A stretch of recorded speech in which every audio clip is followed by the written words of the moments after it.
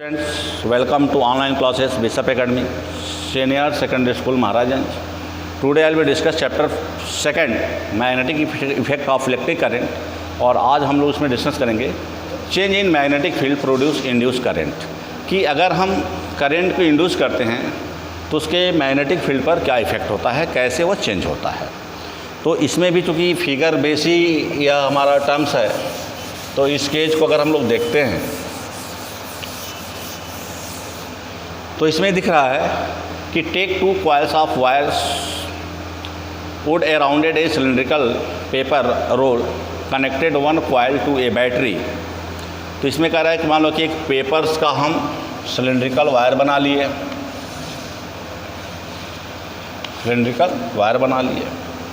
इस पर numbers of coiling करके इसको हमने एक बैटरी से क्या किया,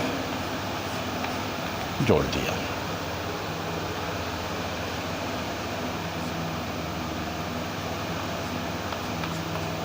दूसरे में भी हम कॉइलिंग बना करके इसको भी हमने बैटरी से जोड़ दिया। तो यहाँ पे चूँकि गैल्वेनोमीटर लगाया गया है।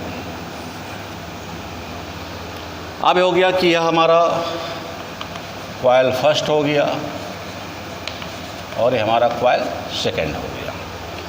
तो अब इसमें कह रहा है कि हम गैल्वेनोमीटर में ऐसा कर रहे हैं कि प्राइमरी कॉइल, आप यहाँ फिगर में दिख रहा है कि ये प्राइमरी कॉइल है और ये सेकेंडरी कॉइल है। तो जब प्राइमरी कॉइल से सेकेंडरी कॉइल्स में जब हम मैग्नेटिक फील्ड को इंड्यूस करा रहे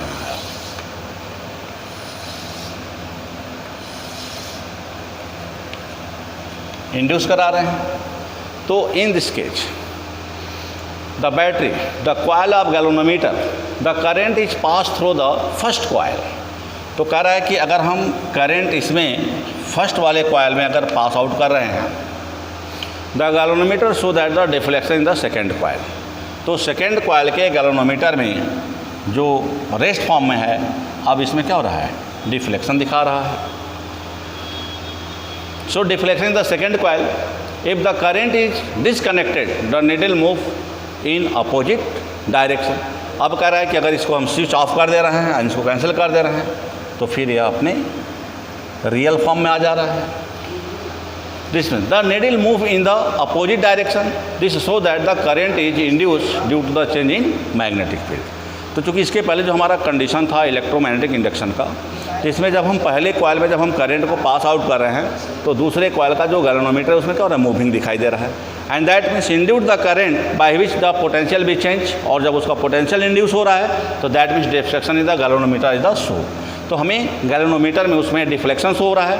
and that means they are the indicate when current be induce in a coil they are the magnetic field is the change. तो उसमें चूँकि पहले भी हमने लिखा था कि B इज प्रोपोर्शनल टू क्या होता है, I होता है। तो जब हम कॉइल के माध्यम से जब इसमें हम करंट को इंक्रीज कर रहे हैं, तो जब हम करंट को इंक्रीज करेंगे तो चूँकि B is proportional to I है, तो जब I इंक्रीज करेगा नहीं करंट इंक्रीज करेगा, current increased the magnetic field भी इंक्रीज्ड। तो हमारा मैग्नेटिक फील्ड भी क्या होगा, इंक्रीज करेगा।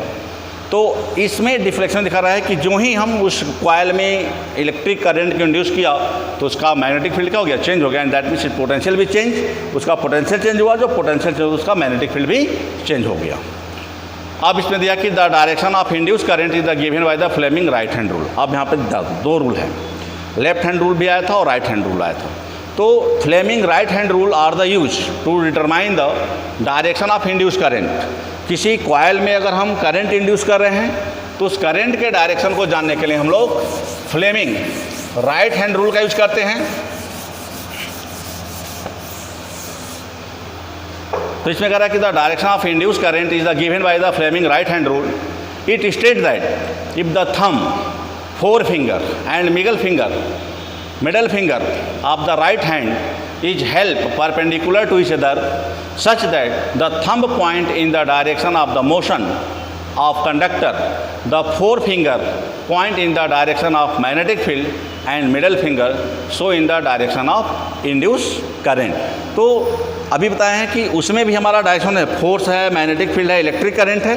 इन दिस केस जब हमारा यह टर्म प्रिपेयर होगा तो इससे हम इंड्यूस करंट के डायरेक्शन को जानते हैं। तो Fleming right hand rule are the given help to the detection the direction of induce current. अब इसके बाद हम लोग का पॉइंट आता है इलेक्ट्रिक फ्यूज। तो electric fuse is a safety device use in electric circuit to protect the circuit and appliances from damage due to overloading and short circuit. It is a wire having high resistance and low melting point, क्योंकि fuse wire का जो melting point होता है वह कम होता है, लेकिन जो रेजिस्टेंस होता है इसका बहुत ज़्यादा होता है। It excess current flow through the circuit, the fuse wire is melt and break in the circuit. तो क्योंकि जो ही सर्किट में ओवरलोडिंग होती है, पोटेंशियल उसका इंक्रीज करता है, तो फ्यूज वायर क्या होता है, मेल्ट होकर के ब्रेक टूट जाता है और इस तरह से पूरे सर्किट का जो सप्लाई होती है वो रुक जाती है और इस तरह से हमारा जो डोमेस्टिक वायरिंग होता है वो सेफ हो जाता है। Fuse wire is the made of the metal और an alloys of metal like lead, tin, aluminium and copper. Fuse wire is connected in the series with the live wire. Fuse wire को हमेशा live wire के साथ series में जोड़ा जाता है। Overloading क्या होता है, ध्यान दो बच्चे, जैसे ओवरलोडिंग और शॉर्ट सर्किट को एक सेम टर्म में समझते हैं, जबकि दो अलग अलग पॉइंट्स होते हैं, दो अलग अलग हमारे रीजन हैं। ओवरलोडिंग क्या होता है, overloading is the causes due to the increases in the voltage और if the live wire and neutral wire comes in a contact और if too many appliances are connected to a single socket it result in overloading of the wire and can causes damage to the circuit and appliance। तो overloading में क्या होता है कि overloading में हमारा voltage बढ़ता है, या हम एक ही वायर पर या एक ही सॉकेट पर बहुत सारे एप्लियंस को क्या करते हैं, लोड ऐड कर देते हैं, तो जिससे उनकी कैपेसिटी होती है, तो कैपेसिटी से क्या होता है, उस पर लोड ज़्यादा आ जाता है, तो उसे हम ओवरलोडिंग कहते हैं। शॉर्ट सर्किट क्या होता है, तो short circuit is the cause when the live wire and neutral wire come into contact. जब लाइव वायर और न्यूट्रल वायर जब दोनों एक दूसरे के कांटेक्ट में आ जाते हैं, एंड द सर्किट एंडली increases in the currents suddenly increase in the circuit and it causes spark, fire and damage to the circuit and appliances. तो जब लाइव और न्यूट्रल वायर एक साथ कांटेक्ट में आ जाते हैं, जिसके कारण शॉर्ट सर्किट हो जाता है या डैमेजिंग प्रोसेस आता है, तो they are the known as the short circuit. तो अब यहाँ पे यह क्वेश्चन भी हो सकता है कि what the difference between the overloading and short circuit. तो ओवरलोडिंग में बताएंगे that means in appliances more appliances they are the connected from a single point or by any causes the potential भी increase in the circuit is the known as overloading. Short circuit में क्या होता है कि live wire and neutral wire both are come to contact to each other by which they are the making a sparking are the damage the circuit are the known as short circuit. Thank you student for watching this video, and these all video are the revision of the chapter 2. Some other more questions are the given on this video based, and student send back the answer in Google Classroom. Thank you.